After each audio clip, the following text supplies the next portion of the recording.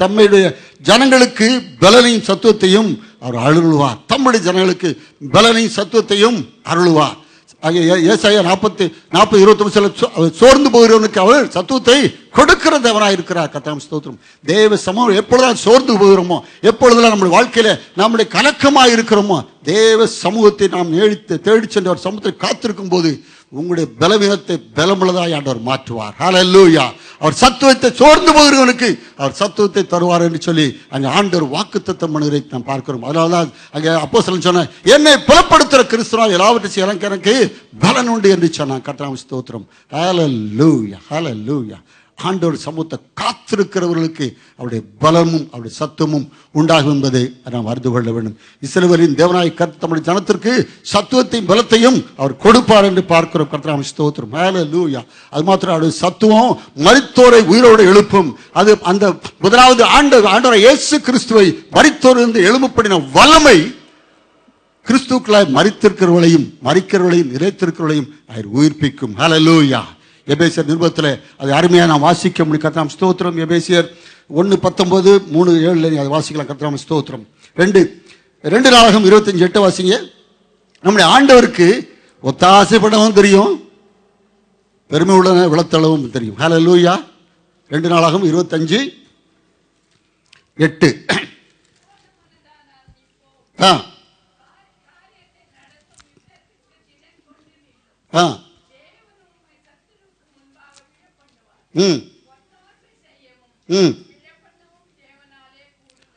ஒத்தாசைப்படும் இழப்படும் தேவனாலே கூடும் என்று சொன்ன இதனுடைய பின்னணி நான் சற்று சொல்லுகிறேன். யூதாவுள்ள ராஜாவாக அமத்சியா என்றதான மனுஷன் அவன்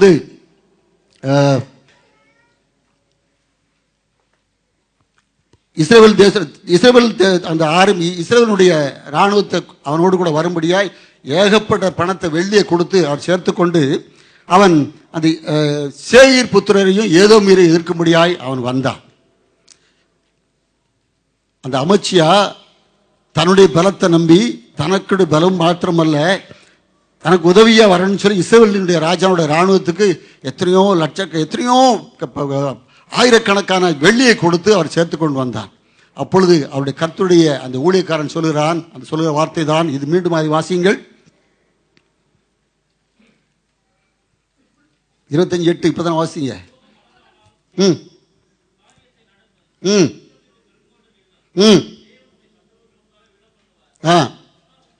உம்முடைய பலத்தினால் உம்முடைய சத்துருக்கு முன்பாக விழப்பண்ணுவார். ஒத்தாசை செய்யவும் விழப்பண்ணவும் தேவனாலே கூடும் என்றான். தேவனாலே கூடும் என்று சொன்னான். ஹல்லேலூயா, ஹல்லேலூயா. அப்பொழுது இந்த அமத்சியா அந்த இஸ்ரவேல் படைகளை அவன் கூப்பிடாமல் அவன் சென்றபோது அவன் ஜெயித்தான் என்று அங்கே சரித்திரம் சொல்வதை நாம் அறிந்து கொள்ள முடியும். கர்த்தருக்கு ஸ்தோத்திரம். ஹல்லேலூயா. ஆண்டவர் நாமத்துக்கு மகிமை உண்டாதாக.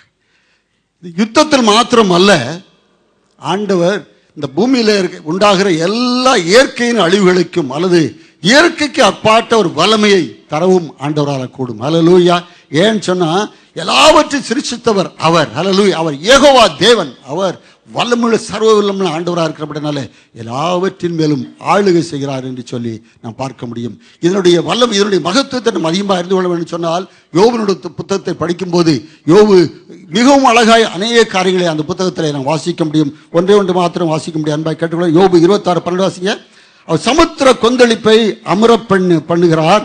தமது வல்லமையினால் சமுத்திர கொந்தளிப்பை அமர பண்ணி தமது ஞானத்தினால் அதன் மூர்க்கத்தை அடக்குவார். கர்த்தருக்கு ஸ்தோத்திரம். ஹல்லேலூயா. இந்த பூமியில இந்த உலகத்தில் வருகிற எந்த விதமான புயலும் எந்த விதமான கொடுமையான காற்றும் எந்த அழிவு வந்தாலும் கர்த்தரை தவிர மனுஷன் ஒருவராலும் நிறுத்த முடியாது. ஹல்லேலூயா. இன்றைக்கு இந்த உலகத்தில் அதிகமான சயின்டிபிக்கான காரியங்கள்ல எல்லாவற்றும் முன்னேறி இருக்க தேசம் அமெரிக்கா நமக்கு எல்லாருக்கும் தெரியும். ஜப்பான் தெரியும். ஜப்பான்ல அந்த சுனாமி கொஞ்ச ஆண்டுகளுக்கு முன்பு வந்த போது அவர்களாலே கண்டுபிடிக்க முடியும். ஹல்லேலூயா. அவர்கள் ஒன்றும் செய்ய முடியல. கர்த்தருக்கு ஸ்தோத்திரம். இன்றைக்கும் இந்த அமெரிக்கா தேசத்துல நாம் கேள்விப்படுறோம், அப்பப்போ புயல், அப்பப்போ சூறாவளி, எல்லாவற்றையும் அது எல்லாம் தலைகளாய் மாற்றி போடுவதை மறந்திருக்கிறோம். ஹல்லேலூயா. ஆனால் ஆண்டவர் நினைத்தால் ஒழிய மனுஷனுக்கு பாதுகாப்பு இல்லை. ஹல்லேலூயா. கர்த்தருக்கு ஸ்தோத்திரம். ஹல்லேலூயா. ஆண்டவர் அவிதமான வல்லமையான காரியங்களை செய்கிற கர்த்தருக்கு ஸ்தோத்திரம். நம்முடைய ஆண்டவர் நம்முடைய நம்ம எதிரிகள் எத்தனை 7 வழியா, ஒரு வழியா வந்தா 7 வழியா அவன் ஓடி போவான்னு சொல்லி அங்கே உபாகத்தில் வாசிக்கிறோம். கர்த்தரை ஸ்தோத்திரம். அதே போல இஸ்ரவேல் ஜனங்களை எகிப்திலிருந்து ஆண்டவர் விடுதலையாக்கும் போது அந்த மோசையை கொண்டு எத்தனை வாதைகளை அவர் செய்தார் என்று பார்க்கிறோம். அந்த தேவனுக்கு நம்முடைய எதிரிகளை அடக்குவதற்கு, அந்த எதிரிகளுக்கு புத்தியை வர வைப்பதற்கு நம்ம ஆண்டவரை போல காரியங்களை செய்ய தேவன் வேறொரு இல்லை என்று சொல்லி வேதம் சொல்லுது. கர்த்தரை ஸ்தோத்திரம். யாத்ராகமத்தின் புத்தகம் 8ஆம் அதிகாரம் 10ஆம் வசனம் வாசிக்கலாம். அவருடைய நம்முடைய ஆண்டவருக்கு நிகரான ஒருவரும் இல்லை. வாசிங்க. அதற்கு அவன் நாளைக்கு என்றான். அப்பொழுது இவன், எங்கள் தேவனாகிய கர்த்தருக்கு ஒப்பானவர், எங்கள் தேவனாகிய கர்த்தருக்கு ஒப்பானவர் இல்லை என்பதை நீர் அறியும்படிக்கு உம்முடைய வார்த்தையின்படி ஆக கடவது, உம்முடைய வார்த்தையின்படி ஆக கடவுது என்று சொன்னான். தவளையே சொன்ன மோசே சொன்ன போது தவளையெல்லாம் வந்து எல்லா ஆறுகளையும் குளங்களையெல்லாம் நிரம்பிடுச்சு. அரண்மனை முதல் எங்கும் அவங்களுடைய பெட்ரூம்ல இருந்து எல்லா இடத்தும் வந்துருச்சு. அப்படி அங்கே பார்வோன் கேட்ட போது எல்லாத்தையும் எடுத்துங்கப்பா, எனக்கு வேண்டாம், அந்த வாதம் வேண்டாம், எல்லாம் குளத்தோட ஆற்றோட போடட்டும்னு சொல்லி சொன்னான். இவங்க அப்போ அவிதமாக வேண்டிக் கொண்டார்கள். அப்பொழுது அவிதமாக ஆயிற்று. அவன் சொன்னான், நாளைக்கு உங்களை அனுப்புறேன்னு சொன்னான். ஆனால் அவன் சொன்ன வார்த்தையில் அவன் நிற்கலை. ஹல்லேலூயா. அப்பொழுதுதான் மோசே சொல்கிறான், நீ அப்படி செய்யாட்டா எங்கள் தேவனு இன்னும் பெரிய காரியங்கள், வலிமையான காரியங்களை செய்வார் என்று நீ அறிந்து கொள். எங்கள் தேவனுக்கு ஒப்பான தேவன் ஒருவரும் இல்லை என்று சொன்னார்கள். ஹல்லேலூயா. நீங்க முன்னாடி பாசின்னு சொன்னால் அந்த எகிப்தினுடைய சாஸ்திரிகளும் கோலை போட்டார்கள், பாம்பாய் மாறிட்டு என்று நான் வாசிக்க முடியும். அப்படித்தான் வாசிக்கிறோம். ஹல்லேலூயா. ஆனால் மோசையினுடைய கோல் எல்லா பாம்பையும் அது விழுங்கி போட்டது என்பதை நான் பார்க்கிறோம். அந்த பாம்பால் ஒன்றும் பண்ண முடியலை. நம்ம ஆண்டவருடைய பிள்ளைகளுக்கு விரோதமா, கர்த்தர் செய்கிற காரியங்களுக்கு விரோதமா யாரும் என்ன பலம் எடுத்து நிற்க முடியாது. கர்த்தர் ஸ்தோத்திரம். ஹல்லேலூயா. உனக்கு விரோதமாக உருவாக்க ஒரு ஆயுதம் வாய்க்காதே போகாது. ஹல்லேலூயா. கர்த்தர் ஸ்தோத்திரம். இங்கேயும் பார்க்கிறோம், அந்த நியாச அவனுடைய சாஸ்திரிகளை வந்து அது அவர்களும் தவளை உண்டாக்கினார்கள் சொல்லி, ஆனால் அந்த தவளைகளை அவர்கள் அங்கே ஆற்றுக்கு போக அவர்களால் கொண்டு செய்ய முடியவில்லை. கர்த்தர் ஸ்தோத்திரம். அதெல்லாம் அதை செத்து அப்படி நாரி அந்த தேசமே கேவலமாக இருந்தது என்று அந்த வேதத்தில் எழுதி வைத்திருக்கிறது. ஹல்லேலூயா. கர்த்தருக்கு ஸ்தோத்திரம். நம்முடைய ஆண்டவர் நம்முடைய எதிரிகளை ஒழிக்கணும்னு சொன்னா, நம்ம எதிரிகளை அவர் மடகடிக்குன்னு சொன்னா ஆண்டவர் முடியும். அவர் எவ்வளவு வல்லமையாய் எவ்வளவு வைராக்கியமாய் செய்தது என்பதை நாம் புரிந்து கொள்ள முடியும். கர்த்தருக்கு ஸ்தோத்திரம். அவருடைய மகிமைக்கு விரோதமாக யாரெல்லாம் கிரியை செய்தாலும் சரி, கர்த்தர் அவிதமாய் செய்வார். ஹல்லேலூயா. கர்த்தருக்கு ஸ்தோத்திரம். அதே போல அங்கே மோசேக்கு ஆண்டவர் இன்னொரு பெரிய வாக்குத்தத்தத்தை கொடுத்து பார்க்கலாம். கர்த்தருக்கு ஸ்தோத்திரம். அவர் இந்த உலகத்தை எத்தனையோ கடவுள்னு சொல்றான், எத்தனை 30 கோடி தேவர்கள்னு சொல்றான், எத்தனையோ மகான்கள் சொல்கிறார்கள். ஆனால் அவர்கள் எல்லாம் நம்முடைய ஆண்டவருக்கு நிகரானவர் ஒப்பானவர் ஒருவரும் இல்லை. ஹல்லேலூயா. ஹல்லேலூயா. இங்கே இந்த உலகத்தில் சொல்லப்படுற அந்த 30 கோடி தேவர்களுடைய கதையும் எவ்வளவு இழிவானது என்பதை நம்ம அறிந்திருக்கிறோம். கர்த்தருக்கு ஸ்தோத்திரம். ஹல்லேலூயா. நம்முடைய ஆண்டவரோ அவர் பரிசுத்தம் உள்ள தேவன். ஹல்லேலூயா. பரிசுத்தர் பரிசுத்தர் பரிசுத்தர் என்று சொல்லி ஓயாமல் ஆராதிக்கப்படுகிற புகழப்படுகிற ஒரு வல்லமையுள்ள நம்ம ஆண்டவர் என்பதை நாம் அறிந்திருக்கிறோம். கர்த்தருக்கு ஸ்தோத்திரம். யாத்ராகமத்தின் புத்தகம் 15-11 வாசிக்கலாம். Exodus chapter 15 verse 11. கர்த்தாவே, தேவர்களில் உமக்கு ஒப்பானவர் யார்? கர்த்தாவே, தேவர்களில் உமக்கு ஒப்பானவர் யார்? பரிசுத்தத்தில் மகத்துவம் உள்ளவரும். எதிலங்க மகத்துவம் உள்ளவர்? பரிசுத்தத்தில் மகத்துவம் உள்ளவர். ஹல்லேலூயா. பலத்திலே அவர் மகாபரி வல்லமையான கர்த்தர், பரிசுத்தத்திலே அவர் மகத்துவம் உள்ள தேவன். அதனால தான் அவரை நம்ம ஆராதிக்க, பரிசுத்தம் உள்ளவரே, மகாபரியவரே, வல்லமை உள்ளவரே, மகிமையில் சிறந்தவரே என்று சொல்லி நாம் அவரை ஆராதிக்கிறோம். ஹல்லேலூயா. நான் மாத்திரமல்ல, இந்த பூமியில் இருக்க எல்லா பரிசுத்தவான்களும் உண்மையாய் தேவனை ஆராதிக்கிறார். பரலோகத்தில் தேவதூதர்களும் 24 மணி நேரம் அவரை ஆராதித்துக் கொண்டே இருக்கதான ஒரு மகிமையான கர்த்தர் என்று வாசிக்கிறோம். உமக்கு ஒப்பானவர் யார்? துதிகளில் பயப்படத்தக்கவரும், துதிகளில் பயப்படத்தக்கவரும், அற்புதங்களை செய்கிறவருமாகிய உமக்கு ஒப்பானவர் யார்? ஹல்லேலூயா. ஹல்லேலூயா. அவர் பரிசுத்தத்திலே மகத்துவம் உள்ளவர், துதிகளிலே பயப்படத்தக்கவர். ஹல்லேலூயா. துதியோடு அவர் சமூகத்தை பிரவேசிக்கிறோம். வேதம் சொல்றது, பயத்துடனே அவர் செய்வீங்கள், நடுக்கொடுத்துடனே அவர் சந்நிதி முன்னில் வாருங்கள் என்று சொல்லி, அவர் அத்தனை பயங்கரமான ஆண்டவர். ஹல்லேலூயா. ஆண்டவர் அத்தனை அக்கினிமயமான தேவன். கர்த்தர் ஸ்தோத்திரம். ஹல்லேலூயா.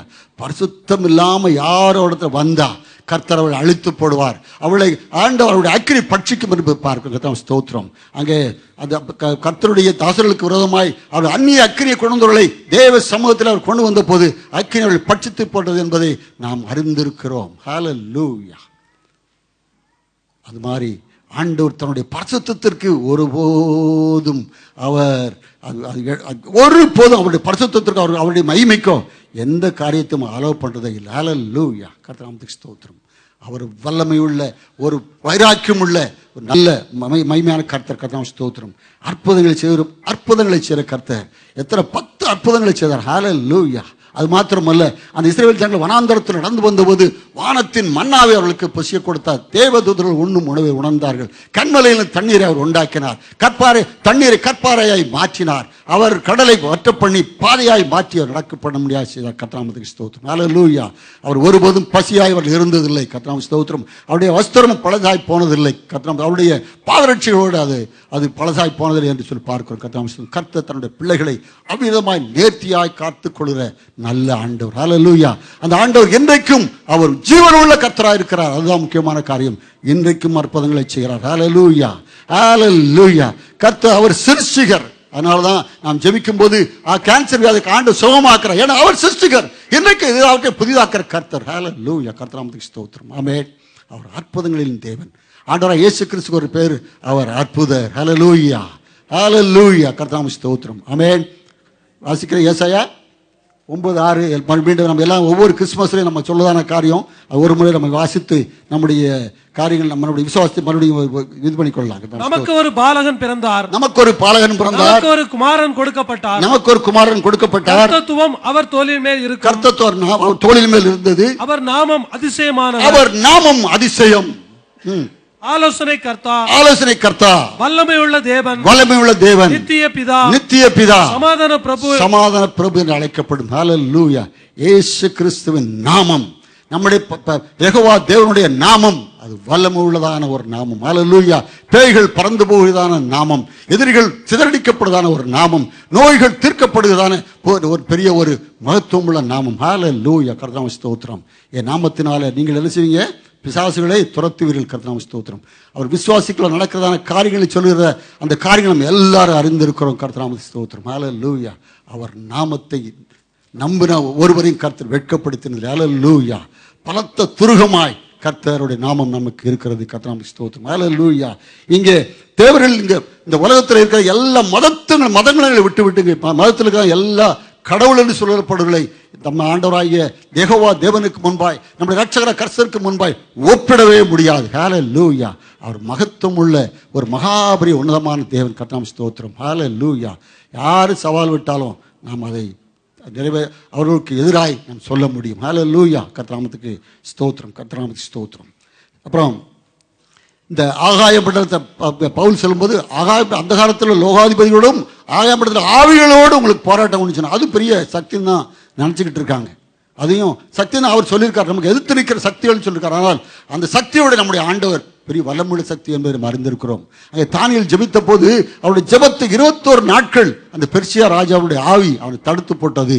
ஆனாலும் ஆண்டவர் தன்னுடைய தூதனை அனுப்பி எல்லாவற்றையும் முறித்து போட்டார் என்பதை பார்க்க முடியும். அதான் சங்கீதக்காரன் மிகவும் அழகாய் சொல்கிறார். சங்கீதம் 89:6 வாசிக்கலாம். சங்கீதம் 89:6. ஆகாய மண்டலத்தில் கர்த்தருக்கு நிகரானவர் யார்? கர்த்தருக்கு நிகரானவர் யார்? பலவான்களின் புத்திரரில் கர்த்தருக்கு ஒப்பானவர் யார்? கர்த்தருக்கு ஒப்பானவர் ஒருவரும் இல்லை. ஹல்லேலூயா. இந்த யாரும் எதிர்த்து நின்னாலும் அந்த காலத்தில் லோகாதிபதியாக ஆவிகளாக இருக்கட்டும் ஒன்று நமக்கு எதிர்த்து நிற்க முடியாது. ஆண்டவருக்கு மகிமையான காரியங்களை செய்யறான கர்த்தர். ஹல்லேலூயா. கர்த்தருக்கு ஸ்தோத்திரம். ஆண்டவர் நம்மை கொண்டு மகிதமான காரியங்களை செய்வார். ஹல்லேலூயா.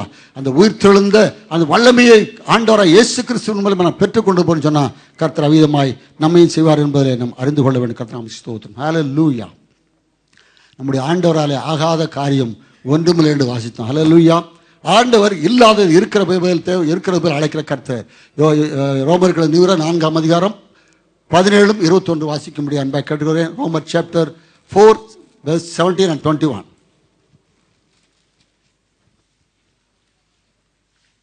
அநேக ஜாதிகளுக்கு உன்னை தகப்பனாக ஏற்படுத்தினேன் என்று எழுதியிருக்கிறபடி, விசுவாசிகளின் தகப்பனாக ஆபிரகாமுக்கு ஆண்டவர் சொன்ன காரியம் அவன் தான் விசுவாசித்தவருமாய் மரித்தோரை உயிர்ப்பித்து இல்லாதவைகளை இருக்கிறவைகளைப் போல் அழைக்கிறவருமாய்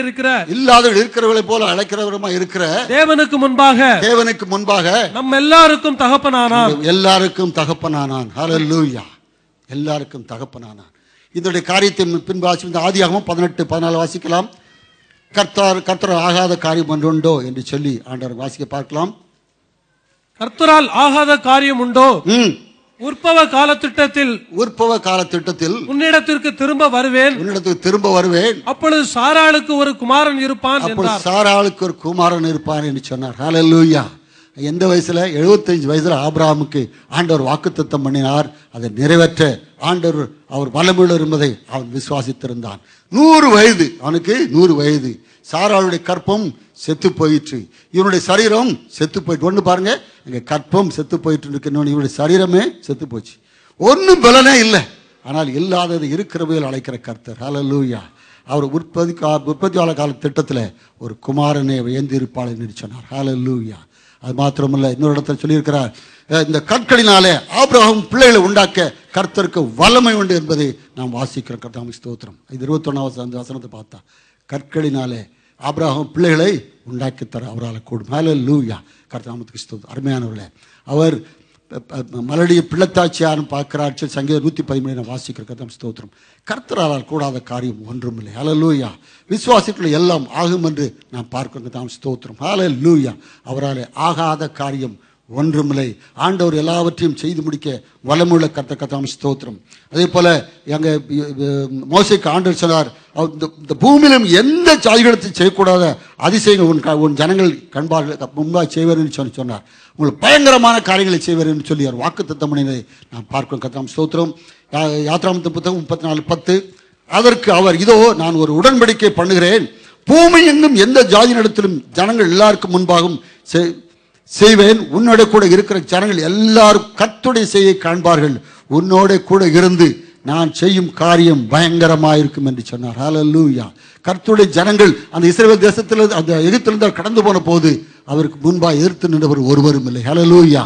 ஒருவரும் எதிர்த்து நிற்கக்கூடாத வல்லமையான பயங்கரமான காரியங்களை ஆண்டவர் செய்தார் என்று பார்க்கிறோம். அவர்கள் அந்த எகிப்திலே பார்த்து அவர் பயந்தார்கள், நடுங்கினார்கள். அவரோடு கூட ஓடி வந்து அவர்கள் உடன்படிக்கைப்படினால்தான் அந்த நம்ம அந்த யாத்ராகமும் அதில் வாசிக்க முடியும். கர்த்தாவுக்கு ஸ்தோத்திரம். ஹல்லேலூயா. ஆண்டவருக்கு பெரிய கூட்டம் தேவையில்லை, பெரிய ஆட்கள் தேவையில்லை. அவருக்கு என்னது? கொஞ்சம் ஆள் போதும். ஹல்லேலூயா. கொஞ்சம் ஆள் போதும். கொஞ்சம் அது வாசிக்க ரொம்ப அருமையான ஒரு வசனம். 1 சாமுவேல் 14:6. அங்கே யோனத்தானும் அவனுடைய ஆயுததாரியும் அவர்கள் அந்த பெலிஸ்தியருடைய பாளையத்திற்கு சென்று அவர் முறியடித்தை பார்க்க மிக அருமையாக அங்கே சொல்லப்பட்டு நாம் அறிந்திருக்கிறோம். ஹல்லேலூயா. யோனத்தான் தன் ஆயுததாரியாகிய வாலிபனை நோக்கி விருத்த சேதனம் இல்லாதவருடைய அந்த தானியத்திற்கு போவோம் வா, அந்த பாளையத்துக்கு போவோம் வா. ஒருவேளை கர்த்தர் நமக்காக ஒரு காரியம் செய்வார். அநேகம் பேரை கொண்டாகிலும். என்ன காரியம்? அநேகம் பேரை கொண்டாயிலும், கொஞ்சம் பேரை கொண்டாயிலும் ரட்சிக்க கர்த்தருக்கு தடையில்லை என்றான். கர்த்தருக்கு தடையில்லை. எத்தனை பேர் இதை உணர்ந்திருக்கும்? ஹல்லேலூயா. ஹல்லேலூயா. கொஞ்சம் பேரானாலும் சரி, அது அதிகமான பேரானாலும் சரி, கர்த்தர் காரியங்களை செய்வார். கர்த்தர் ஸ்தோத்திரம். விருத்தசேதனம் இல்லாதவருடைய அந்த தானியத்தில் போவா. ஒருவேளை கர்த்தர் நமக்காக ஒரு காரியம் செய்வார். அநேக பேரை கொண்டாயிலும் கொஞ்சம் பேரை கொண்டாயிலும் ரட்சிக்க கர்த்தருக்கு தடையில்லை என்று சொன்னார். கர்த்தர் ஸ்தோத்திரம். ஹல்லேலூயா. அந்த பெலிஸ்தியருடைய படைகள் அதிகமாக இருக்கிறது. இங்கே இஸ்ரவேல் தங்களுடைய ஜனங்கள் அங்கே பதிவு இருக்கிறார்கள். அப்பொழுது அந்த இஸ்ரவேல் ஜனங்களுடைய படையை காட்டு பெருசு பலத்திருக்கிறது அறிந்திருக்கிறோம். ஆனாலும் ஆண்டவர் அந்த யோனத்தானுக்கு ஒரு பெரிய ஒரு காரியத்தை செய்தார். ஹல்லேலூயா. அவருடைய தகப்பன் எங்கே இருக்கிறார் யாருக்கும் தெரியாம 2 பேர், யோனத்தானும் அவருடைய ஆயுதத்தார் 2 பேரும் அவருக்கு போனார்கள் பார்க்கிறோம். அங்கே பெலிஸ்தியர் மேலே இருக்கிறார்கள், கீழே இருக்கிறார். அங்கே நீங்க தொடர்ந்து வாசித்தால் அங்கே பார்க்க யோனத்தான் அவன் தரையிலே படுத்து நகர்ந்து அப்படி போனான் என்று பார்க்கிறோம். அவனுடைய ஆயுததார் பின்தொடர்ந்து வந்தார் என்று சொல்லி அவன் சொல்கிறான். நான் அப்படி போகும்போது நம்மை அந்த பெலிஸ்தியர் பார்த்து, நீங்க இங்க வாங்கன்னு சொன்னா நம்ம போவோம், இல்லை அங்கே தரித்து நில்லுங்கள், நாங்கள் வந்து உங்களை சந்திப்போம் என்று சொன்னால் நிற்போம் என்று சொல்லிவிட்டு அவர் வந்தால் நமக்கு ஆபத்து, வா என்று சொன்னார் அவர்களுக்கு ஆபத்து என்று சொல்லி அவனை தைரியப்படுத்தி அங்கே சொன்ன போது 2 பேரும் போனாங்க. அங்க போன பாத்திரத்துல இவங்க விட்டு அடி இவங்க வெட்டின வெட்டல 20 ஒரே அடியா காலியான அதோட ஹல்லேலூயா.